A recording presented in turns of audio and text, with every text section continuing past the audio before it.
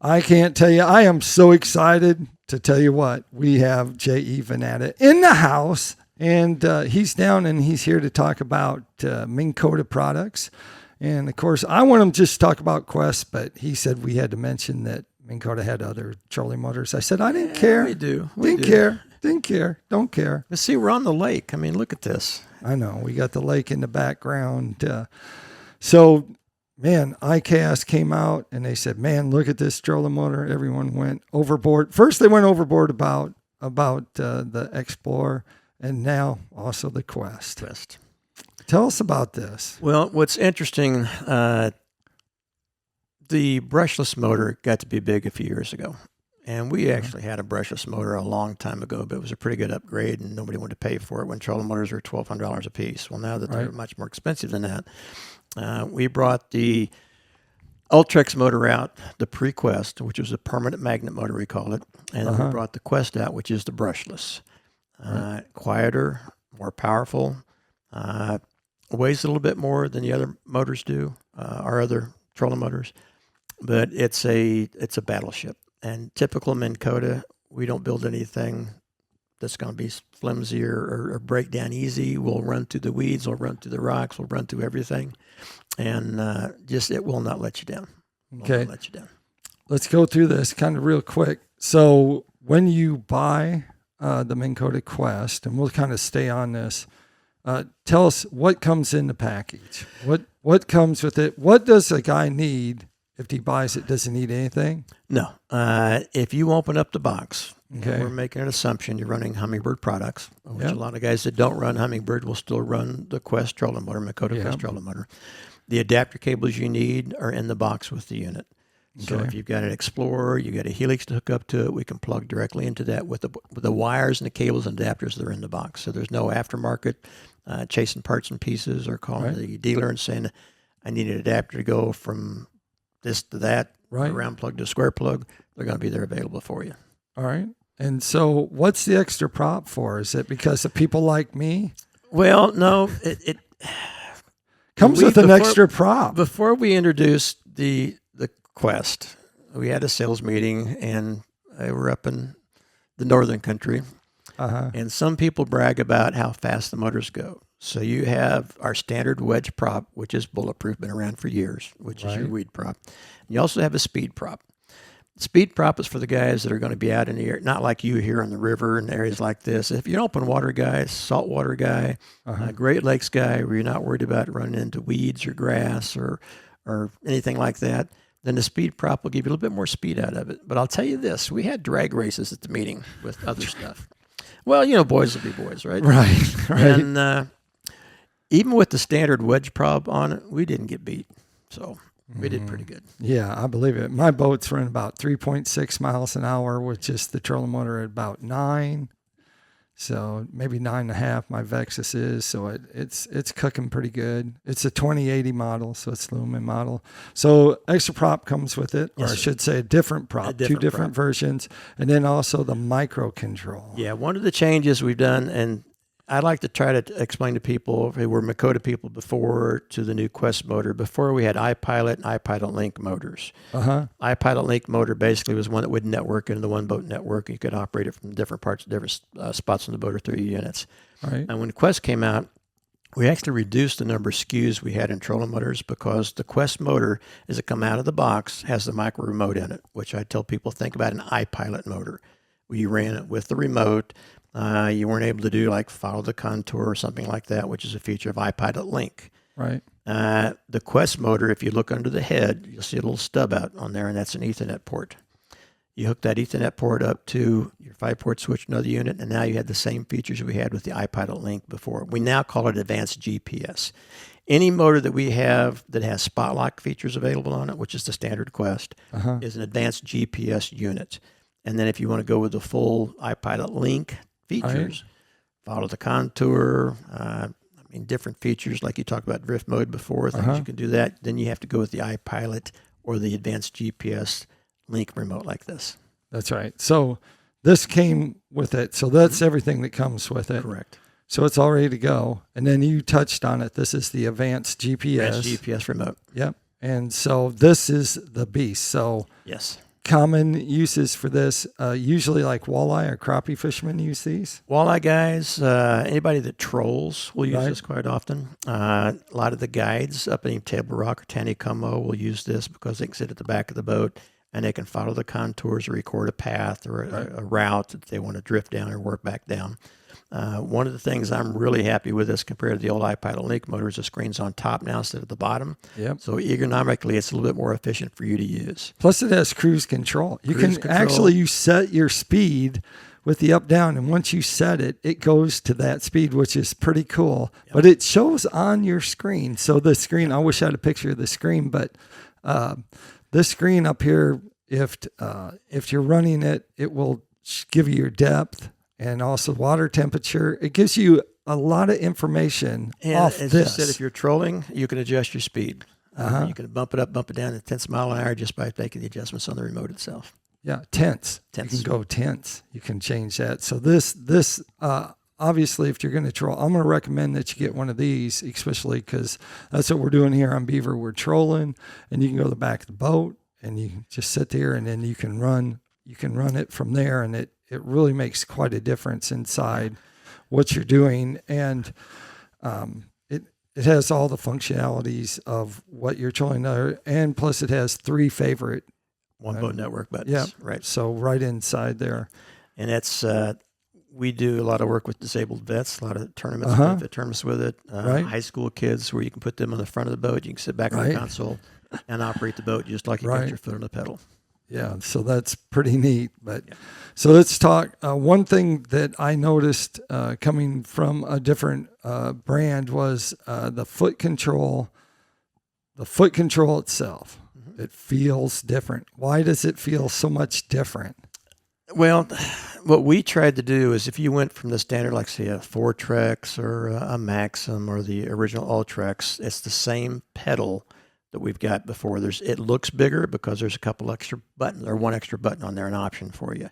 Right. But it's a cable steer pedal. So like an old guy like me that's pedal steer, cable steer forever. Yep. When I put my foot on the pedal, I know where the motor's pointed without having to look at it. But what we've got now is of course, you kind of went to our autopilot or cruise control. We've got the spot lock button available for you. We've got a constant on speed, and then, of course, the power on. All right. And spot lock. If you want to spot lock the motor down, you can do all that right off the pedal itself. What we've done, we've got, just like the old Ultrex, we've got cables that go up to an actuators, and when that points forward, it's an electric steer motor beyond the pedal cable actuators. So. Yeah.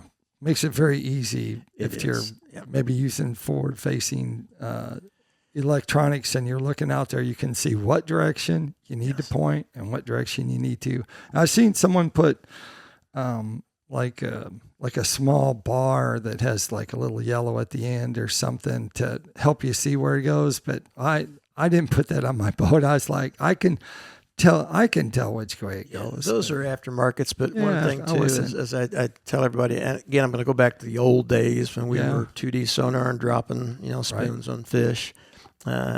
People would complain about not being able to see their bait. Right. And I would actually tie us off to a dock somewhere, put the motor in the water, and start dropping baits around the trolling motor to see where the sweet spot is. Yep.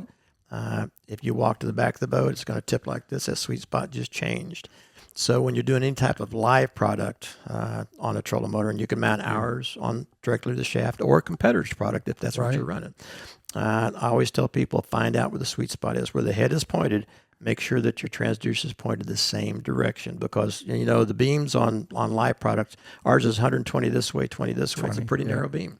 So you need to make sure you've got that pointed right where the motor's pointed. Well, you touched on it. The shaft of it is actually different too. It is. You guys, a mad scientist went crazy at your place. Well, they're carbon fiber, and it's what we call a double D. So if you notice that what you have, it's flat on the sides and then a radius on the front and back. Mm-hmm. So again, if you've got a live sonar product like ours, we'll bolt right to it.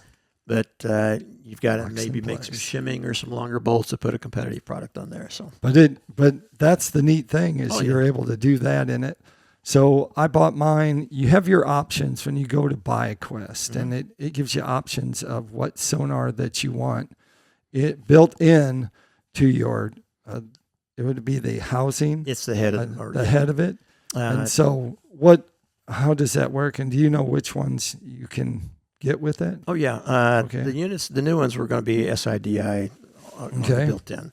All And we right. do have what's called DSC, which is our dual spectrum sonar. I'm sorry. Right. So if you're running a competitive product on live, Yeah. and you don't want or need that DISI up in the front because of the product you're running on the front of the boat, you get the standard 2D sonar like you were talking about. Right. So most of the units now, you still have options. If you look at it, you're going to see the MR following the unit. Yeah. Okay, that's the one with the micro remote. Okay. That's going to have your side imaging, down imaging built into it. Okay. So that helps if someone's looking at that. It's easier to rig. So much easier to rig the boat. Let's talk about hooking power up to it. 2436? In the Quest motors, it's either or. Either or. You do not have to program the motor if you're running 24 volts on a smaller aluminum boat, or 36 volts on a big bay boat or bass boat. The motor will automatically pick up that system and run at that. So our thrust values I was going to get to the kind of thrust. changed. Yeah. We don't talk about thrust as much anymore. Yeah. We talk about torque. Okay. And the motor has got probably the most torque of anything on the market right now, which pulls you through the weeds, gives you that speed you were talking about before. Right. There are some Coast Guard requirements if you go over a certain thrust for kill switches. So we're not going to build on a trolling motor that's beyond that value. That we're going to put someone in a position where they have a kill switch on their trolling motor. So maybe you should just go with superhero ratings. Yeah. So like Spider-Man. And then that would be low because he doesn't have a lot of thrust. And then next would be like Superman would be kind of a medium thrust. And then Hulk. Okay, the Hulk version would. The Hulk would be like if you need the most power, the most thrust, it'd be Hulk. Now, see, I want residuals. Maybe we should paint our trolling motors green because that's where we're at. Okay. Look at that, paint them green. That'd be so cool. It'd be bad if your boat had like a green wrap on. Oh yeah. Oh, I can see it. Maybe your boat will end up with one of those. Probably not. I don't think it'll be green wrap. So you know who I deal with, and they're not going to let me do that. So you've had trolling motors all through the years. You've had different trolling motors.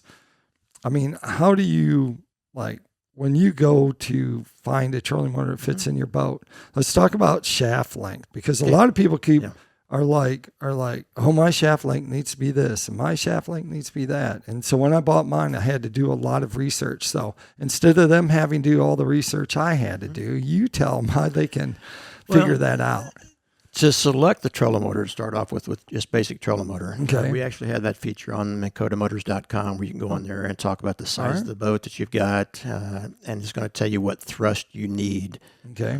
Be it 12 volt, 24 volt, 36 volt, based on the boat itself. All right. Now, when you talk about shaft, I mean, we run from 45 inch to 52 inch, 60 inch. We have on saltwater products, and you'll probably see it on freshwater, over 100 inch shafts available. One of the reasons you talked about the change in shaft is because of the thrust or torque on motors and shaft deflection. So we had to go to that carbon fiber stiffer shaft in order to be able to function properly on the boat. It depends on the boat. I run, as you know, a Skeeter. 20-foot Skeeter. The 52-inch shaft is perfect for me because I run a Mega Live, I run a Mega 360, and a 45-inch shaft in rough water can breach. The nose is going to come out of the water. 52-inch shaft, you don't have nearly that much issue with it. Now, when you go to a longer shaft, what you have to look at is how it's mounted on the boat, the angle at the bow, and how much overhang you may have on the back of the motor where the head is hanging over the side of the boat to kind of fit the application of the boat that you're running. But what you want to look at primarily as shaft length is the draft of your boat, what kind of water. I tell people the 52-inch shaft at Stockton Lake of Missouri, which is our sailboat lake, our rough water lake, works fine for me there. 45-inch shaft is not quite long enough to stay in the water in some of those big waves. So again, based on the boat, the draft of your boat, the shaft length is what you want to consider. All right. Tell us what your favorite feature is of the Minn Kota Quest. What would be your favorite? It's not the newest one. It's a tie. Number one, of course, is spot lock. We were the first manufacturer to have spot lock, the old original spot lock, which was reactive. If we drift off the spot, the motor would drive you back to that location. Okay. When we came out with the new spot lock, we were actually up at Minn Kota on the water with the engineers, and I drove the boat past our spot and grabbed a hold and waited for it to go into high bypass and take me back like the old ones did. It doesn't. It's proactive, so it will work to keep you on the spot, on the spot lock location or waypoint you set. The only thing that I'd run into these days, and just again a week ago, a guy with a small Champion on spot lock thought his motor was overreacting, but you can scale the motor. And what that does, it determines if you got a 22-foot bass boat or an 18-foot aluminum boat. It speeds up or slows down how quickly the motor reacts to it. Because let's say you've got an 18-foot aluminum boat and you've got it on +2 on the scale. Well, it's going to overreact trying to move the boat quicker back to that location. It can't overshoot. Yeah. If you scale it down, it eliminates all of that issue. Do you do that through the One Boat Network? Yes, yeah. One Boat Network on the app itself or the remote itself right here. Okay, and another thing is what is pretty cool is you can tell the head of your trolling motor, meaning your prop, what side of it it's supposed to rest on. When you pull it up, you can do that off your app. By programming it, so some guys like to stow a prop out, some guys like to stow the prop in. The old school was prop out, so you didn't bang your boat. Right. Guys that run covers or stored in the covers like the prop in, it's just easier for the cover to fit on it. So you can program it when you pull it up to either go port or starboard on how it's going to nest. When it deploys, you can also program it to line up straight with the front of the boat if you want to. So when you pull it out, the motor will actually calibrate itself or set itself up as pointed straight down the center line of the boat. I was just going to bring that up because I did that the other day, and I was showing a guy, and he says, "Doesn't all of them do that?" And I go, No. I was like, no, and I programmed it, and I happened to take a couple of pictures. I said, see, there's like 3 pictures of me calibrating it. And I said, is there any other calibrations that need to be done or options? No, on the trolling motor, well, scale the boat for reaction on spot lock. And when you calibrate, what you're actually doing is telling the boat where it's pointed. Right. So once you've done that, then we know how to orientate the motor as far as stowing or on deployment where it's going to be. And the GPS doesn't have a puck. No, it's built. It's built. It's built in. So don't be looking in your box to try and find find it. And I'm sorry, the other thing that you need to check is you can actually calibrate the motor to parallel with the keel. Like I say, if they're going to point it forward, it'll tell you how many degrees the motor sits at an angle compared to the center of the keel of the boat. So that way, when it does deploy, it'll line straight up with the boat. Nice. Well, that's what you need anyway. Anything else you can tell us about this? Because the trolling motor is usually pretty boring, to tell you the truth. But some of the features, that I'm really happy with, and most people probably would notice. You talked about the shaft change, but if you look at the motor itself and where it goes into the shaft, in the past the shaft went right into the housing, and now if you look, we've got 6 screws down there, so I can pull that head loose from the shaft. In the past, let's say you ran your transducer into a rock and cracked it, broke it, or it had to be replaced, then you're pulling wires all the way through that shaft. Now there's plugs on the bottom, plugs on the top. So it's very, very easy to service or repair the motor if you have an issue with it. Right. Well, that does make it a lot nicer. Also I forgot about that, but you lift assist. Oh, yeah. Now the lift assist on this is not it's like the Hulk version of lift assist. Yeah, the cylinder that's in it is calibrated based on the weight of the motor. So right, but it has dual instead of one. When we went to put ours on, plus when you go and you look and it says it recommends having a second person help you install it. I'm going to change that. I'd put a big extra there and say, you need a second person to help you do it so you don't scrape your boat. The motor, it's heavy motor. It's a heavy motor. It's a heavy motor. Dude, it's so light. When you pick it up, super light, and then, No, to mount it on the boat. Yeah, to mount on the boat. It's heavy. Yep. Yeah. But it also... When we set it, I usually ask the guys if you got the heavy end or the light end when you're grabbing the box. Okay, so... Yeah, really. You should have seen I think it was the Ups guy that came to the house. Yeah. Well, one of the things about that too, talk about installation, and sorry to jump around. Well, that's all right. The whole pattern, if you want to upgrade from a Ford Trex or an old Trex, the whole pattern amount is the same. Now, there's 2 additional holes and a larger bolt we use because of the weight and torque of the motor. Right. That's the only change as far as if you want to upgrade your existing motor up to an old Trex Quest. Very easy to do. There you go. That takes us to Tackle Time. Tackle Time, sponsored by PICO Lures. PICO Lures, of course, has a full line of hard and soft bait. So any kind of game fish you're trying to catch, you can definitely have a PICO lure to do that. Of course, I'm going to recommend, it's this time of year. A lot of people are going crappie fishing. That pointer shad that they have, it comes in like 12 different color patterns. And so if you're in muddy stained water, like up in the river, and you want to, pink head, black body, chartreuse tail, which is a very popular one, or if you're up north and you're fishing more, you want some shad patterns, they have that in that. Make sure you rig it up with the scope eye jig head. Also, B&M poles. We love B&M poles. Of course, we use them to catch everything. Of course, I've been using Sam Super Salty lately to catch stripers.